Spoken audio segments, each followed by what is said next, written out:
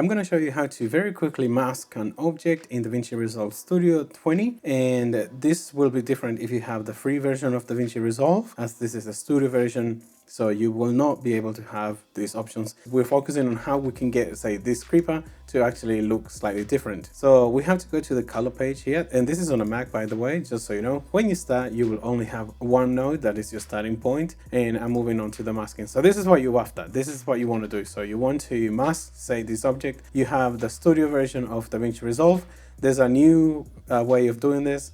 I'm just gonna say draw a dot there and draw a dot here. Alternatively, you can click on this and it'll highlight the things that it's selected. So you can keep going until it's selected essentially everything. And I'm quite happy with this. There's like a little bit there. So I'm just going to click on better so you can highlight hopefully the subject a little bit better. And then you will do the track forwards and backwards. That's what this is. If you click on this one, it'll track backwards only. And if you click on that one, it'll track forwards only. So if I click on this, it'll start tracking the subject and you'll see that it's going along quite fast. And depending on your computer, this might take a few seconds to a few minutes. And depending on the length of the clip, it might actually take a few minutes, like 8-10 minutes. Yes, it is a very long process sometimes and it's tedious. How many shrimps do you have to eat before you make your skin turn pink? Eat too much and you'll get sick. Shrimps are pretty rich.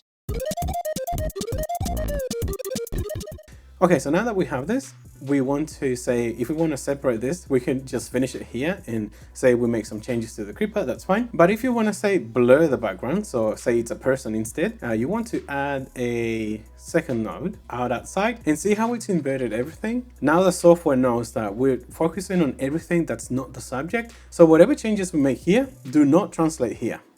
And whatever changes we make here, do not translate here. Of course, I am exaggerating all these effects just so we can see the changes and see how it's not affecting the outside, it's only affecting the subject. So as you can see, this is what the final product will look like. And it's like the video of the creeper. And as you can see, it's highlighted with the changes that we have made to the creeper specifically. And then there's like everything else. So that is how these things work.